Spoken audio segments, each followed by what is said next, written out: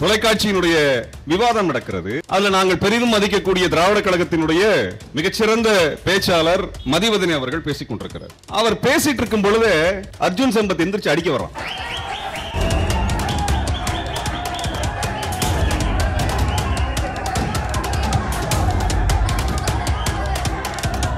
எவ்வளவு திமிரு, எவ்வளவு திமிரு. அர்ஜுன் சம்பத் நானும் கோயம்புத்தூர்காரன் தான், அங்க வந்து கூட்டம் போடுறோம், வந்து பார். 2018 நீ பேசுன பொதுவா அந்த வா போ அப்படின்னு மரியாதை குறைவாக பெரியாரிஸ்டுகள் பேச மாட்டார்கள். மனிதர்களை நாம் மரியாதையுடன் அழைப்போம், ஆனால் விலங்குகளுக்கு மரியாதை தர வேண்டும் என்கின்ற அவசியம் இல்லை. அர்ஜுன் சம்பத் வந்து நிக்க சொல். காவல்துறை வேடிக்கை பார்த்து தவறு.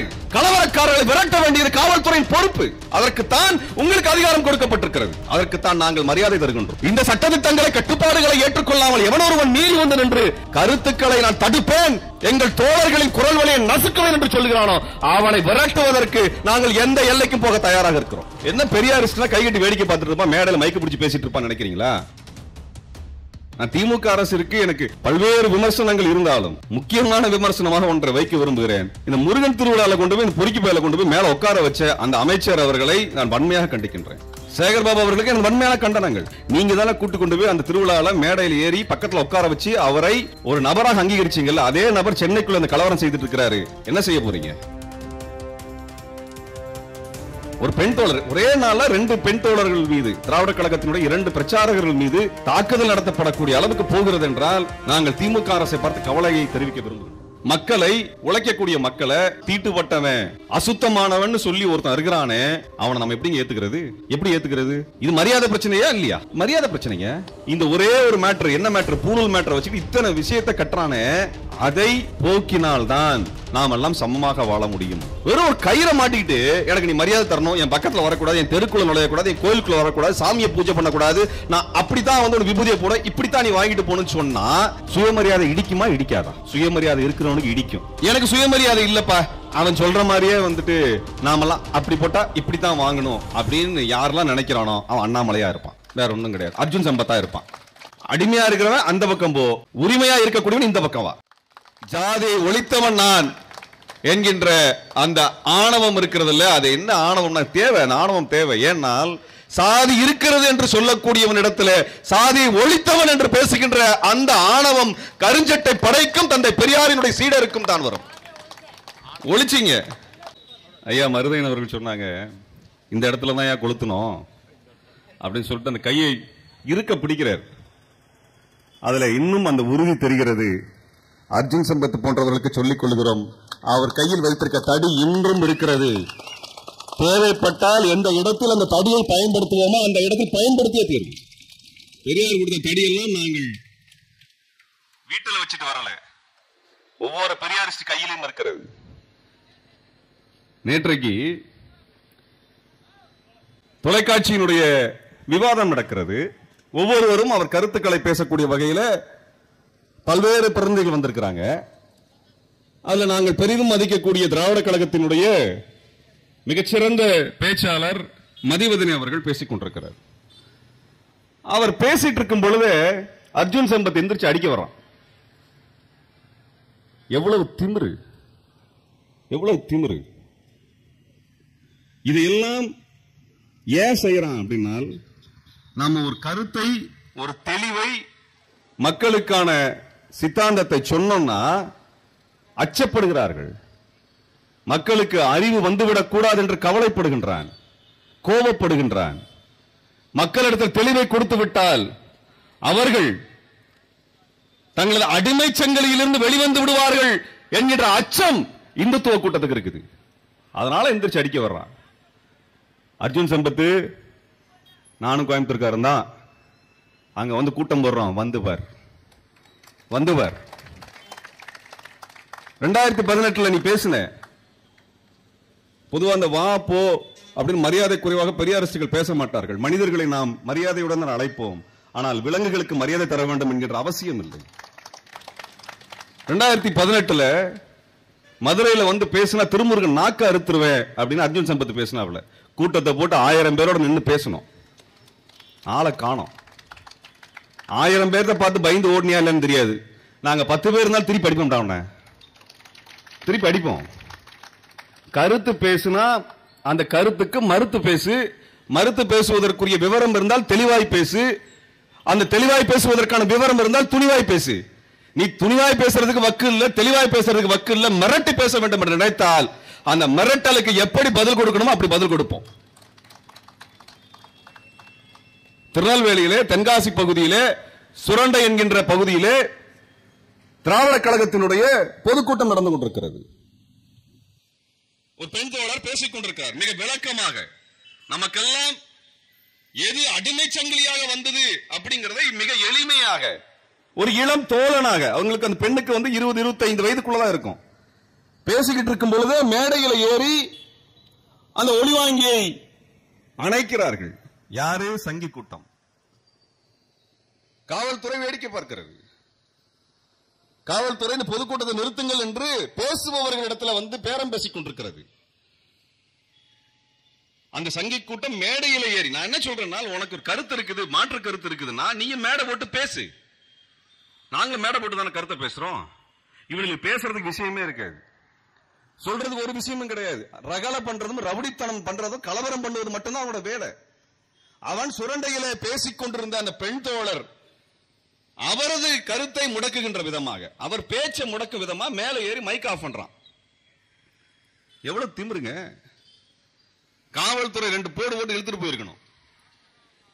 ரவுடிகளை என்கவுண்டர் பண்றது முக்கியம் இல்லைங்க, அதுங்கள கூட மோசமான மதவெறியனு. இவனுங்களை நீங்க அடிச்சு தள்ளி உள்ள கொண்டு போய் ஜெயில போட்டு சிறையில தள்ளி இருக்கணும். ரவுடிங்க மேல என்னப்பா, அந்த காக்கா தப்பு பாலாஜி மேல 5 கொலை வழக்கு, அர்ஜுன் சம்பத் மேல எத்தனை வழக்கு இருக்கு தெரியுமா? கோயம்புத்தூர்ல அமைதியான நகரம், தொழில் நகரம், அனைவருக்கும் வாழ்வை தரக்கூடிய நகரத்தில் இந்து முஸ்லிம் கலவரம் என்ற கலவரத்தை திட்டமிட்டு உருவாக்கி 19 முஸ்லீம்களை படுகொலை செய்தவன் அர்ஜுன் சம்பத். அர்ஜுன் சம்பத் துடிக்க துடிக்க மருத்துவமனைக்கு வந்த கலவரத்தால் பாதிக்கப்பட்ட இஸ்லாமியர்களை மருத்துவமனை வாசலில் வைத்து எரித்துக் கொன்ற கொலைகார கூட்டம். அது கொலைகார கூட்டம். அந்த கூட்டம் மேடை ஏறி மைக் ஆஃப் பண்ண வேடிக்கை பார்த்துட்டு இருப்போம் அப்படின்னு இனிமேல் நினைக்க வேண்டாம். இப்ப நான் சொல்லிக் கொள்கின்றேன், இதே மாதத்தில் எந்த மேடையில நீ மைக் ஆஃப் பண்ணியோ அதே சுரண்டையில நாங்க கூட்டம் நடத்துறோம். முடிஞ்சா வந்து பார், வந்து பார். கருத்தை பேச வேண்டும் என்றால் கருத்தை பேசி, கட்டையால் தான் நீ பேசுவாய் என்றால் அதற்கும் நாங்கள் துணிந்துதான் வருவோம். இது எங்களுக்கு வன்முறை என்பது எங்களது வழி அல்ல. எங்களுக்கு வன்முறையின் மீது நம்பிக்கை கிடையாது. நாங்கள் வன்முறை செய்ததில்லை. 15 ஆண்டுகளாக மே 14 இயக்கம் களத்தில் நிற்கிறது, கருத்துக்களை பரப்புகிறது, போராடுகிறது. எந்த இடத்திலும் எல்லை மீறியதில்லை, வன்முறை செய்ததில்லை. ஆனால் எங்கள் தோழர்கள் மீது வன்முறை ஏவப்படும் என்றால் துணிந்து நிற்போம். வழக்குக்கு நாங்கள் அச்சப்படுவது அல்ல, சிறை செல்ல அச்சப்படுவது அல்ல. இந்த மண்ணில் எவன் வன்முறையின் மூலமாக தனது கருத்தை திரிக்க வேண்டும் என்று நினைக்கிறானோ அவனை விரட்டி அடிப்பதற்கு உயிரை கொடுக்க நாங்கள் தயார். அர்ஜுன் சம்பத் நிக்க சொல். காவல்துறை வேடிக்கை பார்த்த தவறு. கலவரக்காரர்களை விரட்ட வேண்டியது காவல்துறையின் பொறுப்பு. அதற்குத்தான் உங்களுக்கு அதிகாரம் கொடுக்கப்பட்டிருக்கிறது. அதற்குத்தான் நாங்கள் மரியாதை தருகின்றோம். நீங்கள் சொல்லுகின்ற கட்டுப்பாடுகளை நாங்கள் ஏற்றுக்கொள்கிறோம். காரணம், எங்கள் கருத்து மக்களுக்கு போய் சேர வேண்டும். அந்த பணியில நீங்கள் எங்களுக்கு துணையாக இருக்க வேண்டும் என்று நாங்கள் விரும்புகின்றோம். ஆகவே நீங்கள் கொடுக்கக்கூடிய கட்டுப்பாடுகளை ஏற்றுக்கொள்கிறோம். ஆனால் இந்த சட்டத்திட்டங்களை கட்டுப்பாடுகளை ஏற்றுக்கொள்ளாமல் எவன் ஒருவன் மீறி வந்து நின்று கருத்துக்களை நான் தடிப்பேன், எங்கள் தோழர்களின் குறைகளை நசுக்குவேன் என்று சொல்கிறாரோ அவனை விரட்டுவதற்கு நாங்கள் எந்த எல்லைக்கும் போக தயாராக இருக்கிறோம். என்ன பெரியாரிஸ்ட்னா கைகட்டி வேடிக்கை பார்த்துட்டு இருப்பான், மேடையில் மைக்கு பிடிச்சி பேசிட்டு இருப்பான்னு நினைக்கிறீங்களா? இந்த மைக் எங்களுக்கு ஆயுதம் தான். அந்த ஆயுதத்தை எப்படி பயன்படுத்தணும் அப்படி பயன்படுத்துவோம். என்ன சொல்றோம்? விமர்சனத்தை வைக்கின்றோம், திருத்திக்கோ, சரி செய்யறேன்னு சொல்லு, இல்ல விவாதத்துக்கு வா. அது எது இல்லாம மதியவதனை அவர்களே தைரியமா போறாப்ல. நான் திமுக அரசு இருக்கு, எனக்கு பல்வேறு விமர்சனங்கள் இருந்தாலும் முக்கியமான விமர்சனமாக ஒன்றை வைக்க விரும்புகிறேன். இந்த முருகன் திருவிழாவில் கொண்டு போய் இந்த பொறுக்கி பயில கொண்டு போய் மேல உட்கார வச்ச அந்த அமைச்சர் அவர்களை நான் வன்மையாக கண்டிக்கின்றேன். சேகர் பாபு அவர்களுக்கு எனக்கு வன்மையான கண்டனங்கள். நான் அவர் அமைச்சர் அவர்களுக்கு அமைச்சர் அவருக்கு நான் என்னன்னு சொல்றேன், நீங்க தானே கூட்டு கொண்டு போய் அந்த திருவிழாவில் மேடையில் ஏறி பக்கத்தில் உட்கார வச்சு அதே நபர் சென்னைக்குள்ள இந்த கல்யாணம் செய்துட்டு இருக்கிறாரு, என்ன செய்ய போறீங்க? என்ன செய்ய போறீங்க? திராவிட முன்னேற்ற கழகம் வெற்றி பெறுவதற்குரிய களத்தை அமைத்துக் கொடுக்கக்கூடிய பரப்புரையை மேற்கொள்ளக்கூடியவர்கள் பெரியாரிய தோழர்கள். அவர்களை பாதுகாக்க வேண்டிய பொறுப்பு திமுகவிற்கு இருக்கிறது. வெறும் வழக்குகளை, சிறைகளை மட்டும் நாங்கள் எதிர்பார்த்து வரவில்லை. அதுக்காக மட்டும் இல்லை, இந்த மக்களை பயன்படுத்தணும், பண்படுத்தணும், அதிகாரத்தை பயன்படுத்தணும் அப்படிங்கிறது நாங்கள் எந்த இடத்திலும் எவரோடும் நாங்கள் கைகோர்த்து கொண்டு நிற்கிறோம் என்பதில் எங்களுக்கு எந்த கவலையும் இல்லை. ஆனால் எமது தோழர்கள் பாதுகாக்கப்பட வேண்டும். ஒரு பெண் தோழர், ஒரே நாள்ல 2 பெண் தோழர்கள் மீது, திராவிட கழகத்தினுடைய 2 பிரச்சாரகர்கள் மீது தாக்குதல் நடத்தப்படக்கூடிய அளவுக்கு போகிறது என்றால் நாங்கள் திமுக அரசை பார்த்து கவலையை தெரிவிக்க விரும்புகின்றோம். நம்மளுக்கு இன்னைக்கு என்ன பிரச்சனை இருக்குதுனாங்க, இந்த வாட்ஸ்அப் வந்ததிலிருந்து பொய் செய்தியை பரப்பது என்பது ரொம்ப எளிமையாக போய்விடுகிறது. பொய் செய்தி, முட்டாள்தனம், மூட பழக்கங்கள், இதை பரப்புறதே ஒரு வேலையா இருக்கு. நம்ம ஆளுங்களுக்கு என்னன்னா, கையில 4 காசு இல்லைங்கிறப்ப கடுமையா வேலை செய்வான், முதுகு ஒடிய வேலை செய்வான். வேலை செஞ்சு அரை வயிற்றும் கால் வயிறும் உணவுல பிடித்தம் செய்து அந்த பணத்தை எடுத்து சேமித்து ஓரளவுக்கு நல்ல நிலைக்கு வருவான். கஷ்டப்பட்டு ஒரு கடை வைப்பான் அல்லது ஏதாவது ஒரு தொழில் செய்வான். 4 காசு பார்த்த உடனே எந்த சாமியை கொண்டா நாங்க வைக்கலாம்னு முதல் வேலையா பார்ப்பான். அவன் உழைப்பு தான் அவனை உயர்த்தது அப்படிங்கிற நம்பிக்கை அவனுக்கு இருக்காது. ஆண்டவன் போட்டாரு வந்ததுன்னு. இப்ப ஆண்டவன் சொல்லிதானே நீ வந்து ஏழையா கிடந்த. எல்லாரும் ஏழையா வைக்கிறது தான் ஆண்டவன் இருக்கிறார் என்றால் ஆண்டவன் எதற்கு இருக்கிறான் கேட்க வேண்டி இருக்குது. அதான கேட்க வேண்டி இருக்குது. நம்மளால ஒரு சின்ன கடையை கொண்டு வந்து வைக்கக்கூடிய அளவுக்கு கொஞ்சம் வசந்துட்டா பிள்ளையார கொண்டு வந்து வைப்பான். அந்த கடைக்கு 2 சட்டு போடுற அளவுக்கு கொஞ்சம் பெருசாயிட்டா 4 லைட் போடுற அளவுக்கு வந்துருச்சுன்னா அதோட பெரிய கோவிலுக்கும் 4 விரதத்துக்கும் உட்கார்ந்துருவான். கடை ஒரு மாடி ஏறுது அப்படின்னா சாய்பாபாவை கூட்டு வந்துருவான். இவன் ஒவ்வொரு கிரேடா வளர ஒவ்வொரு சாமியா மாறிக்கிட்டே இருப்பான். ஒரே சாமியில உட்கார்ந்துட்டு இருக்க மாட்டான். ஆக இவனுக்கு இவன் உழைப்பின் மீது நம்பிக்கை வேண்டும் என்பதை சொன்னவர் தான் தந்தை பெரியார். உன் சாமி மேல பெரியாருக்கு கோபம் கிடையாது. சாமி மேல பெரியாருக்கு கோபம் கிடையாது.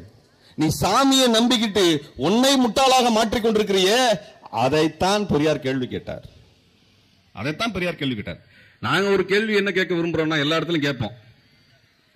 5000 வருடமாக 10,000 வருடமாக இந்த மண்ணிலே தமிழன் இருந்தான், உழைத்தான். இந்த விவசாயத்திற்கு 5000 வருடத்திற்கு மேலான வரலாறு இருக்குன்னு எல்லா இடத்துலயும் பெருமை பேசுகிறோமே. 5000 வருஷமா உழைச்சு இன்னும் ஏழையாக இருக்கிறாயே, அதற்கான காரணம் என்ன? என்னைக்கு அது யோசிச்சு பாத்தியா? எங்க தாத்தா வேலை பார்த்தார், தாத்தாவோட தாத்தா வேலை பார்த்தார், அவருடைய தாத்தா விவசாயம் வேலை பார்த்தார், எல்லா வேலையும் பார்த்தார். தலைமுறையாக நாம் இந்த மண்ணிலே உழைச்சோம், மண்ணை வளப்படுத்தணும், யானை கட்டி போரடிக்கக்கூடிய அளவுக்கு விளைச்சலை கொண்டு வந்தோம். என்னைக்கு 1000 வருடத்திற்கு முன்பாக, 1000 வருஷத்துக்கு முன்னாடி அவ்வளவு நெல்லை கொண்டு வந்தோம், பயிர் விளைவிச்சோம், எல்லாம் விளைவிச்சு கையும் காலம் தானே மிச்சமா இருக்கேங்கிறது ஏன் எப்படி நடந்துச்சு? ஆனால் கடந்த 40 வருஷத்துல நம்ம குடும்ப நிலை கொஞ்சம் மேல வந்திருக்குது.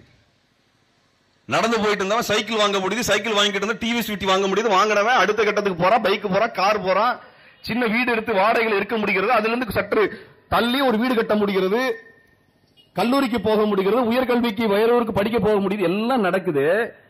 இதெல்லாம் இந்த 2 தலைமுறை நடக்குது இல்ல, எப்படி நடந்துச்சு? அதை விட முக்கியமா ஒரு கேள்வி கேட்கிறேன். இந்த 2 தலைமுறைக்கு முன்னாடி இந்த 2000 வருடமாக இது ஏன் நடக்கல? அதை கேளுங்க. 2 தலைமுறையா நடந்து நம்ம வசதி வாய்ப்போட இருக்கிறோம், அது வேற விஷயம். 2 தலைமுறைக்கு முன்னாடி காலமாக ஏழையாக ஏன் இருந்த? நீ உழைச்ச உழைப்பை எவன் திருடுனா? அந்த பணம் எங்க போச்சு? உனக்கே நிலம் கிடையாது, உனக்கே கல்வி கொடுக்கல?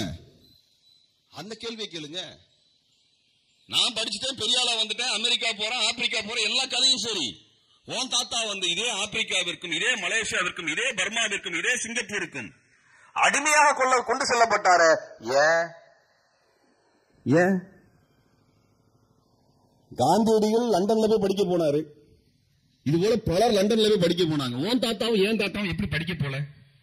உள்ளூருக்கே படிக்க போலையே, உள்ளூர்ல படிக்க போலையே. நம்ம இந்த கேள்விக்கு விடை கிடைச்சதுனால் தன்னை பெரியாரை ஏன் போற்ற வேண்டும் என்கின்ற கேள்விக்கான விடை கிடைக்கும். ஆனால் நன்றி கெட்ட சமூகமா நம்ம இருக்கிறோம். நாம் இன்னைக்கு ஒரு உயர்ந்த நிலைக்கு வந்திருக்கிறோம். ஒண்ணும் இல்லைங்க, நாம மேடையில வந்தோம்னா இந்த துண்டு அணிவிக்கிறது, சால்வை பத்துறது பெரிய வேலையா நடந்துட்டே இருக்கு, சம்பிரதாயமா நடந்திருக்கு. பாக்குறவங்க இன்னைக்கு இருக்க தலைமுறைக்கு தெரியல, பாக்குறவங்க எதுக்கு இத்தனை சால்வை பத்திட்டு இருக்கிறாங்கன்னு. ஒரு மாமி கூட, ஐயர் மாமி அங்க கவுன்சிலரா இருக்காரு, கேக்குது, இவெல்லாம் போடுற மாதிரி துண்டு எனக்கெல்லாம் போடாதீங்கோ, அதெல்லாம் திராவிட இயக்கத்து விஷயம், அதெல்லாம் இதெல்லாம் பண்ணாதீங்கன்னு அந்த மாமி பேசிச்சு. உண்மைதான், நாங்கெல்லாம் துண்டை தோல்லையே போடக்கூடாதுங்கிற சட்டத்தை வச்சுட்டு இருந்தவன் நீ. அதனாலதான் நாங்க தோல்ல துண்டு போட்டோம், அதனாலதான் மேடை ஏறி சால்வை ஊத்துறோம். சாதாரண சால்வை இல்ல, அது துண்டாக பயனாடையாக இருந்த சால்வை இன்னைக்கு பட்டாடையாக மாறியது.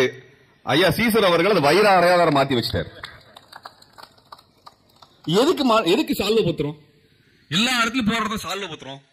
நம்மளுக்கு சட்டம் போடுறதுக்கே உரிமை கிடையாதுங்க, இவனுக்கிட்ட சட்டம் போடுறதுக்கு உரிமை கிடையாது. ஒருவேளை 100 வருஷத்துக்கு முன்னாடி மொபைல் போனை கண்டுபிடிச்சிருந்தா நம்ம தாத்தானுக்கு சட்ட போடாத செல்ஃபி தான் வச்சிருப்பாங்க.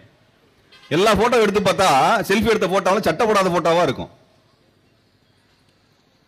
அன்னைக்கு நமக்கு சட்டை போடுறதுக்கு உரிமை இல்லை, பாப்பார பசங்க சட்டையே போடுறது இல்லை.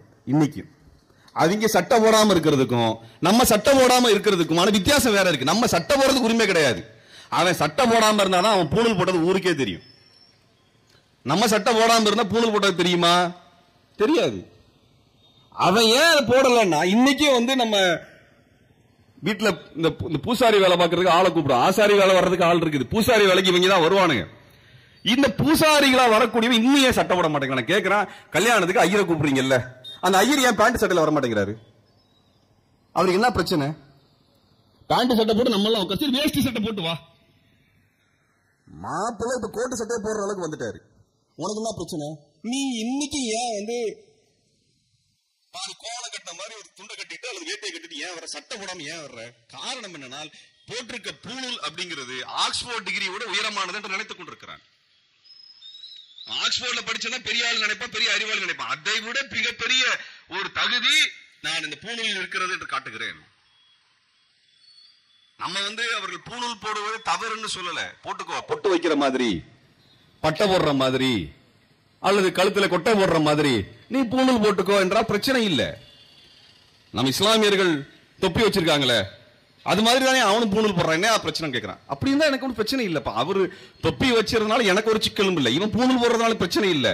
தொப்பிக்கு ஒரு தத்துவம் இல்லை பெருசா, ஆனா பூணூலுக்கு ஒரு தத்துவம் வச்சிருக்கிறான். என்னன்னா, அம்மா வயிற்றிலிருந்து நாங்கள் வரும் பொழுது, மனிதர்கள் பிறக்கும் பொழுது தீட்டோடு பிறக்கிறோம். எல்லா பிறப்பும் தீட்டு. அப்படி தீட்டுப்பட்டவனை ஒரு குறிப்பிட்ட வயசுக்கு அப்புறம் மந்திரம் சொல்லி, என்ன மந்திரம்? சமஸ்கிருத மந்திரத்தை சொல்லி அவன் தீட்டையெல்லாம் போக்கி அவனுக்கு 2வது பிறவியை தர்றோம். அதுக்கப்புறம் தான் அவன் உண்மையான ஒரு மானிட பிறவியாக கடவுளினுடைய அவதாரமாக பிறக்கிறான், மாறுகிறான். அப்படி கடவுளாக அதனுடைய அவதாரமாக மாறுவதனுடைய அடையாளம் தாண்டா பூணூலு.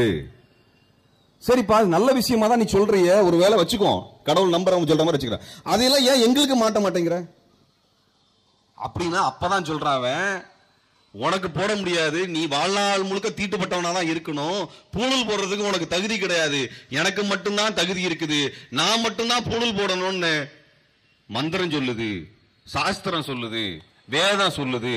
அதனால நான் மட்டும்தான் புனிதப்பட்டவன், நான் மட்டும்தான் தீட்டை கழித்தவன், அதன் அடையாளமாகத்தான் நான் பூணூல் போட்டிருக்கிறேன். நீ ஏன் பூணூல் போடவில்லை என்றால், உனக்கு பூணூல் போடக்கூடாது என்று சாஸ்திரம் சொல்லுகிறது. ஏன் போடக்கூடாது என்று சொல்லுகிறது என்றால், நீ தீட்டுப்பட்டவனாகத்தான் வாழ வேண்டும் என்று சாஸ்திரம் சொல்லுகிறது. எந்த சாஸ்திரம்? இந்து சாஸ்திரம் சொல்லுகிறது, இந்து மதம் சொல்லுகிறது. ஆகவே நீ பூணூல் போடுவதற்கு தகுதியற்றவன். ஒரு கயிறுல எவ்வளவு வேலையை பார்த்துட்டான் பாத்தீங்களா? ஒரு கயிறுல எவ்வளவு வேலையை பார்த்திருக்கான். நம்மாளு இந்த பருத்தி கயிறை வச்சு வேட்டி நெஞ்சா, சட்டை நெஞ்சா, சேலை நெஞ்சா, பட்டு சேலை பண்ணா, எல்லாம் பண்ணா, பெட்ஷீட் ஜமுக்காலம் வரைக்கும் பண்ணிட்டான். அவன் ஒரே ஒரு நூலை வச்சு குறுக்க போட்டுட்டு, நீ தீட்டுப்பட்டவன், நீ அசிங்கமானவன், அசுத்தமானவன், நான் மட்டும்தான் சுத்தமானவன், என் தலைமையில தான் அவன் கல்யாணமும் நடக்கணும், உன் கருமாதி என் தலைமையில தான் நடக்கணும் அப்படின்னு சொல்லிட்டு போயிட்டான். நம்மால நம்பிட்டான், நம்மளுக்கு அவனுக்கு மேல வெறுப்பு எல்லாம் கிடையாது. பார்ப்பனர்கள் மீது பெரியாருக்கு வெறுப்பு கிடையாது, கிடையவே கிடையாது. அவர் என்ன சொன்னார்னா, நீ மட்டும் புனிதம் சொல்லிக்கிறியே, நாங்கெல்லாம் புனிதம் இல்லைன்னு சொல்லிக்கிறியே, அதை தயவு செஞ்சு விட்டுரு. நம்ம எல்லாம் சமம்னு சொல்லு, நீயும் நானும் ஒன்னா வாழலாம்னு சொன்னார். இவ்வளவுதாங்க விஷயம், இவ்வளவுதாங்க விஷயம். சரிப்பா, நீ பூணல் போடுறதா உனக்கு புரிஞ்சிருக்குது, ஏன்னா அது முதுகு சொல்றது வசதியா இருக்கும், நம்மளுக்கு கஷ்டம் அது. அதே மாதிரி எங்களுக்கு போட்டு விடுனா அதுக்கும் முடியாதுன்றான். சரி, நானும் போட முடியாது நீயும் போடக்கூடாது அப்படின்னு முடிவெடுத்து நம்ம எல்லாம் ஒண்ணு சொல்லிட்டு போயிரு அப்படின்னு சொன்னா அந்த கைத்தை விடாம பிடிச்சு தொங்கிட்டு இருக்கிறான். நீ விடமாட்டேன் விடமாட்டேன் விடமாட்டேன் விடமாட்டேன் தொங்கிட்டு இருக்கிறான். நான் கேட்கிறேன், ஒரு கையில் விடுறதுல என்னையா பிரச்சனை? அதுல இல்லைங்க, அது பண்பாடு, அது சாஸ்திரம், இந்து மதத்தினுடைய அது புனிதமான ஒரு சடங்கு. என்னையா சடங்குன்னா, நான் புனிதமானவன் நீ புனிதம் இல்லாதவன் சொல்லக்கூடிய சடங்கு. இப்ப சொல்லுங்க, நான் கேட்கிறேன், சாதாரண மக்களை, உழைக்கக்கூடிய மக்களை, இந்த ரோடு போடக்கூடிய, இந்த விளக்கு வைக்கக்கூடிய, இந்த கடை நடத்தக்கூடிய, இங்க நமக்கெல்லாம் உழைத்து கொடுக்கக்கூடிய இந்த மக்களை எல்லாம் தீட்டுப்பட்டவன், அசுத்தமானவன் சொல்லி ஒருத்தன் இருக்கிறானே, அவனை நம்ம எப்படி ஏத்துக்கிறது? எப்படி ஏத்துக்கிறது? இது மரியாதை பிரச்சனையா இல்லையா? மரியாதை பிரச்சனைங்க, இது மரியாதை பிரச்சனை. நான்லாம் புனிதமானவன், நான்லாம் கடவுளோட தலையிலிருந்தே பிறந்தவன், நீ எல்லாம் அசுத்தமானவன், அசிங்கமானவன், நீ தொடவே கூடாது. அந்த இடத்துல இருந்துதான் அவன் சாமியை தொடக்கூடாது, கோயிலுக்குள்ள வரக்கூடாது, புனிதமான இதை எதுவும் பார்க்க கூடாது, எல்லாத்தையும் அதுக்கப்புறம் கொண்டு வர்றான். இந்த ஒரே ஒரு மேட்டர், என்ன மேட்டர்? பூணூல் மேட்டர் வச்சுட்டு இத்தனை விஷயத்தை கட்டுறானே, அதை போக்கினால்தான் நாம் எல்லாம் சமமாக வாழ முடியும். இந்த ஒன்றுதான் நமக்கு மரியாதை பிரச்சனையை கொடுக்கிறது. இந்து மதம் இந்த மாதிரி மனுஷனை இவன் உயர்ந்தவன், அதாவது இந்த அம்மா வயிற்றுல இருந்து வந்ததுக்கு அப்புறம் அதுக்கப்புறம் 5-6 வருஷம் கழிச்சு அவனுக்கு மந்திரம் சொல்லி அவனை குளிப்பாட்டி கழுவி புனிதமாக்குறேன்னு சொல்றானே, அதுக்கப்புறம் அவனுக்கு ஒரு பேர் இருக்குது, இருபிறப்பாளர்னு பேரு. நீங்க ஒண்ணு, நாங்களும் புதுசா கதையெல்லாம் பேசலீங்க. ஹிந்து பத்திரிகை இருக்குல்ல, ஆங்கில பத்திரிகை, அதுல இந்த கல்யாண மாலை மாதிரி அவன் மேட்ரிமோனி சைட் வச்சிருப்பான், யாருக்கெல்லாம் வரன் வேண்டும் சொல்லிட்டு. அதுல பார்த்தா எழுதி போட்டிருப்பான், நான் ஒன்னும் பொய்யெல்லாம் சொல்லல, ட்வின் பார்ன் பிராமின் அப்படின்னு போடுவான். ஆச்சாரமான பார்ப்பனன் என்ன அர்த்தம்னா, இந்த மாதிரி இருபிறப்பாளராக வந்தவன், முப்புரி நூலை தரித்தவன் பேசுவாங்க அவங்க. அது என்ன அப்படின்னா, அந்த பூணூல் போட்டவன் புனிதமானவன் அப்படின்னு அவன் சொல்லுகின்றான். அதை ஏற்றுக்கொண்ட ஒரு முட்டாள் கூட்டமாக 2000 வருஷமாக நாம் வாழ்ந்து கொண்டிருக்கிறோம். ஒருத்தர் நாசால விஞ்ஞானியா இருக்கிறாரு, அல்லது ஒரு கார் கம்பெனியில சயின்டிஸ்டா இருக்கிறாரு, இன்ஜினியரா இருக்காரு அப்படின்னா அவருக்கு மரியாதை தர்றோம், படிச்ச படிப்புக்கு மரியாதை தர்றோம். இஸ்ரோல ராக்கெட் வருவாரு, இங்க நிலாவுக்கு போகுது அப்படின்னு சொன்னா அவருக்கு மரியாதை தர ஒரு நியாயம் இருக்குது. வெறும் ஒரு கயிறை மாட்டிக்கிட்டு எனக்கு நீ மரியாதை தரணும், என் பக்கத்துல வரக்கூடாது, என் தெருக்குள்ள நுழையக்கூடாது, என் கோயிலுக்குள்ள வரக்கூடாது, சாமியை பூஜை பண்ணக்கூடாது, நான் அப்படித்தான் ஒரு விபூதியை போட, இப்படித்தான் நீ வாங்கிட்டு போகணும்னு சொன்னா சுயமரியாதை இடிக்குமா இடிக்காதா? சுயமரியாதை இருக்கிறவனுக்கு இடிக்கும். அப்படி சுயமரியாதை இருக்கிறவனுக்கு இடிக்குதுன்னா அவன் கருப்பு சட்டை போட்டிருப்பான், அவன் பெரிய அரசியா இருப்பான்.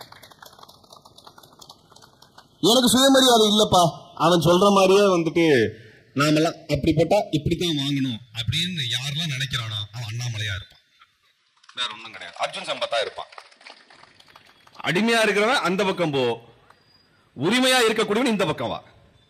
அதுதான் கருப்பு சட்டையினுடைய செருக்கு.